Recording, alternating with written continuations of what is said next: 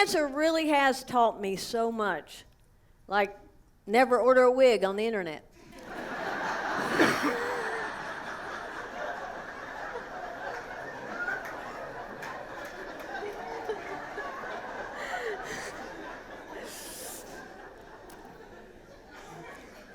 I ordered the Jamie Lee Curtis Pixie.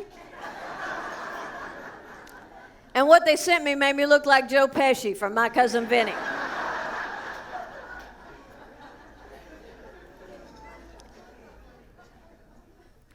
And I had chemo once every 3 weeks, and days 3 through 10 were always the worst. And some friends of mine were having a get-together, and they scheduled it on that 3rd week when I would feel like coming.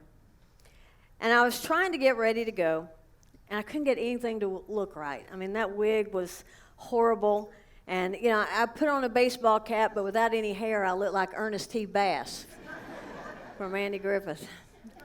You know, and I see other cancer patients tie a scarf around their head and look like a fashion model. When I did it, people asked me to read their palms.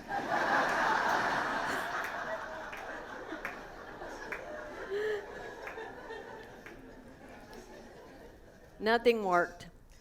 So I sat down and I cried and I didn't want to go. And a friend reminded me that your spirit shines through your smile, not your hair. And that really hit home for me, because that's the kind of thing I would say to somebody else. And that's when I realized that it was time for me to walk the walk, because I'd always encouraged people to be positive and find the humor, and that's when it made me really look at myself and see that I could also apply what I've been saying to what I'm going through. So I let go of the attachment to my hair, and instead of seeing myself as a cancer patient, I started seeing myself as a victor over cancer. And just that little shift in attitude made all the difference. Of course, the very last hair to fall off my body was Gladys.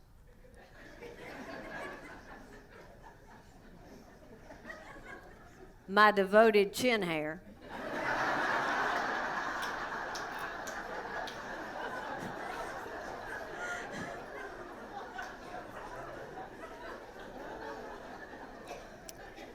And when I finished my treatment and my hair started coming back, guess who was first back on the scene? But if there is such a thing as an upside to cancer, it's that it puts things in perspective. And you realize what's really important, which is how we treat each other.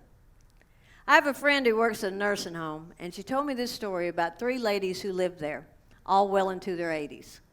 They had known each other their entire life.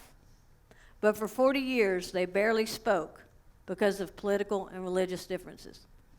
But now they sit around the nursing home, and they laugh and play games and tell stories and just love each other. They're best friends.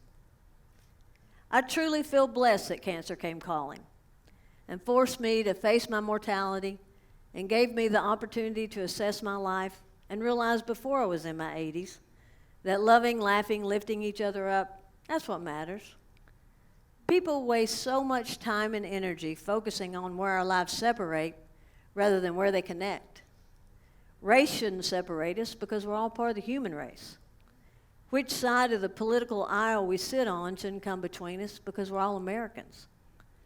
And you don't have to be fighting in the Middle East to be waging a war against people who don't believe the way you do. That's happening here. Race, religion, money, politics, gender, sexuality, those are things that separate us. But let people be who they are as long as their heart's in the right place.